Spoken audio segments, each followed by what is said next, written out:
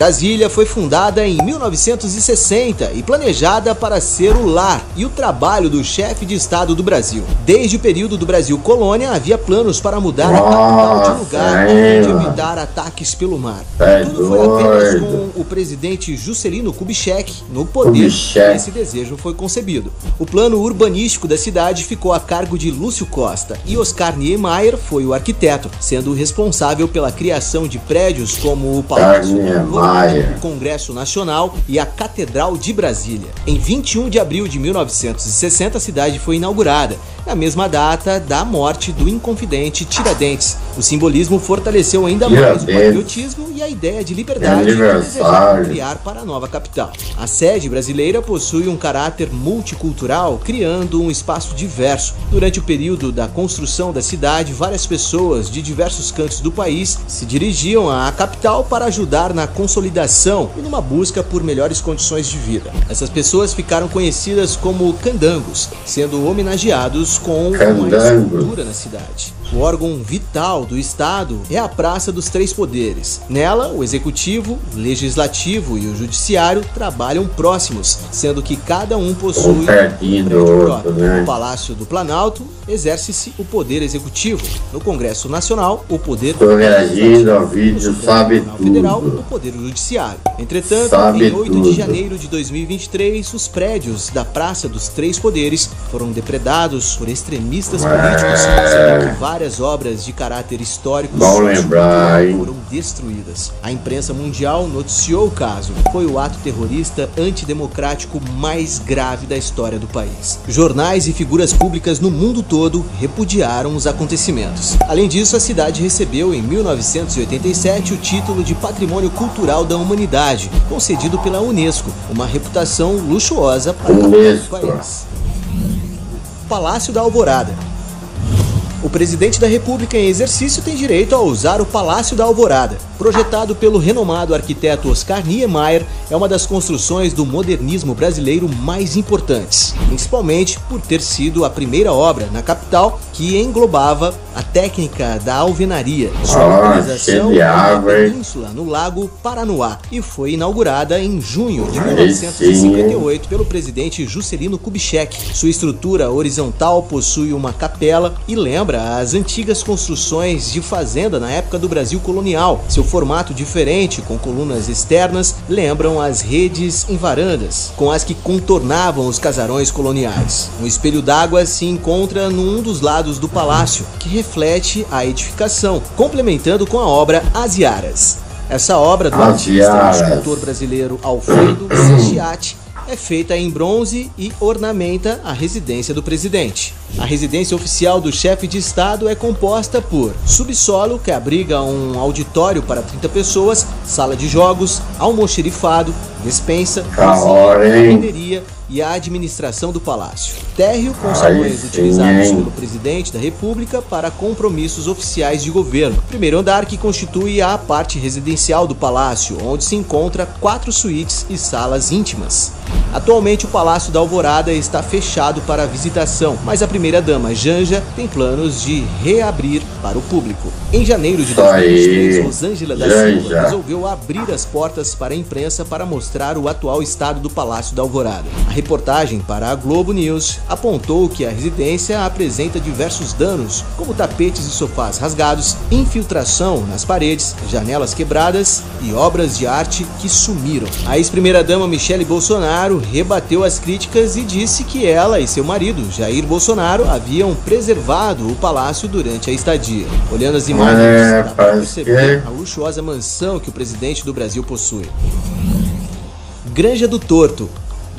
Se o presidente pode usufruir da ostentação que é o Palácio da Alvorada, se engana quem acha que a casa de campo oficial fica para trás. A propriedade de 37 hectares, chamada de Granja do Torto, possui uma bela casa de campo tradicional situada próximo ao Palácio Piloto. Seu nome vem da sua localização na fazenda do Riacho Torto. Além da casa, foi construída uma pequena granja que fornece ovos e frangos frescos para os moradores. Entre 1959 e 1985, João Figueiredo, o último presidente do período militar, criou cavalos na residência enquanto morava no local. A granja possui lago e córregos artificiais, quadra poliesportiva, churrasqueira, heliponto e mata nativa. A residência é comumente utilizada durante o período de transição do governo, apesar de que o atual presidente optou por não a utilizar. Antes da cerimônia de posse, em janeiro de 2023, o ex-ministro da Economia, Paulo Guedes, estava na Granja do Torto,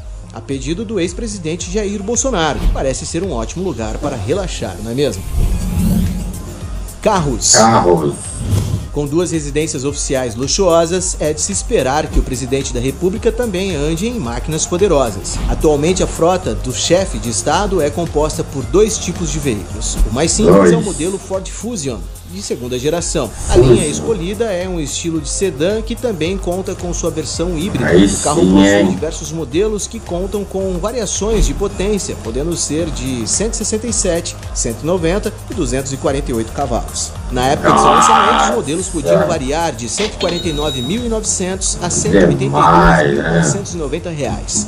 Esse é um modelo que não é mais vendido no Brasil, já que em 2020 a Ford encerrou a venda do modelo. A segunda máquina nas mãos do chefe de Estado é o Rolls-Royce Silverwhite. O carro, que data de 1952, continua sendo usado nas cerimônias de posse do presidente. Na cor preta, esse veículo é uma relíquia e um patrimônio de valor inestimável do Brasil. Ele é tão requintado que, numa visita da falecida rainha Elizabeth II ao Brasil, em 1968, ela desfilou nesse carro na orla da cidade do Rio de Janeiro. Uma versão desse veículo foi encontrada à venda em Portugal. O proprietário estava pedindo 94 mil euros, cerca de 535 mil reais. Entretanto, o modelo do vendedor europeu possui algumas diferenças do brasileiro, tornando o modelo de posse nacional ainda mais valioso. Não dá para negar que o presidente só usa carros luxuosos, não é mesmo? Jatinho, Força Aérea Brasileira. Indo além dos modelos de carros a que o presidente tem direito, os aviões são também uma realidade na vida de quem ocupa esse cargo. Atualmente existem dois tipos desses jatos à disposição do presidente. O primeiro modelo é um VC-2, um jato incorporado em 2010, é da fabricante brasileira de aviões, a Embraer. O modelo escolhido é um E190, que possui autonomia para mais de 4.500 km e possui mais de 35 metros de comprimento. Além disso, essa aeronave pode atingir cerca de 870 km por hora. Entretanto, apesar de ser um modelo impressionante, não é a principal escolha do presidente, pois ele possui uma opção mais requintada. A compra de duas aeronaves desse modelo custaram aos cofres públicos cerca de 210 milhões de reais. O segundo, ainda mais luxuoso, é um VC-1, um avião que é do modelo Airbus A319 Corporate Jetliner A319 CJ, uma versão modificada do A319,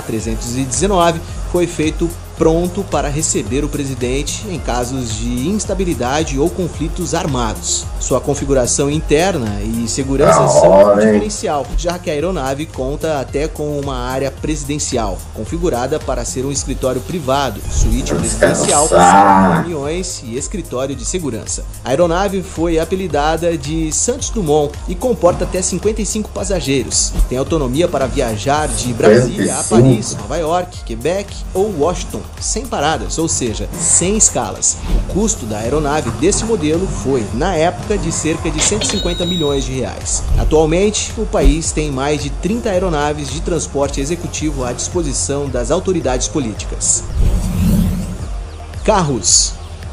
Governo Federal. O presidente da República também tem acesso ao cartão de pagamento do governo federal, CPGF. Popularmente conhecido como cartão corporativo, esse benefício permite que as despesas de pequeno valor, como viagens, alimentação e despesas sigilosas, sejam feitas. O cartão funciona similar aos cartões de crédito pessoais, porém há limites e regras específicas. A fim de manter a transparência com o mandato, os gastos são limitados liberados ao público para que a população acompanhe. Considerando o fim do governo do ex-presidente Jair Bolsonaro, foi possível observar que os gastos no cartão corporativo tinham chegado a 27,6 milhões de reais.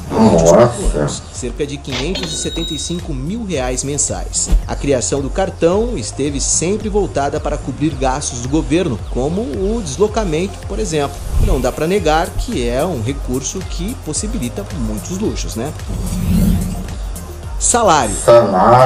O presidente da República definitivamente tem muitos benefícios, mas você já parou para pensar no salário deles? De acordo com o decreto legislativo promulgado em 2014, o valor estipulado era de quase 31 mil reais. Entretanto, considerando as deduções obrigatórias, como imposto de renda e previdência social, o valor total fica em torno de 22,2 mil reais. Mas, ao contrário do que muitos pensam, o presidente não é a pessoa com o maior salário, já que a remuneração de agentes públicos jamais pode ultrapassar a dos ministros do Supremo Tribunal Federal, STF. Atualmente, a ministra o Roberto Barroso, o ministro Gilmar Mendes, o ministro Ricardo Lewandowski, a ministra Carmen Lúcia, o ministro Dias Toffoli, o ministro Luiz Fux, o ministro Edson Fachin, o ministro Alexandre de Moraes, o ministro Nunes Marcos e o ministro André Mendonça recebem o maior salário possível. Em janeiro de 2023 foi sancionada uma lei que aumentava o salário de diversos cargos de servidores públicos, inclusive dos ministros do STF e do presidente da República, que gradualmente vai se ajustar até 2025.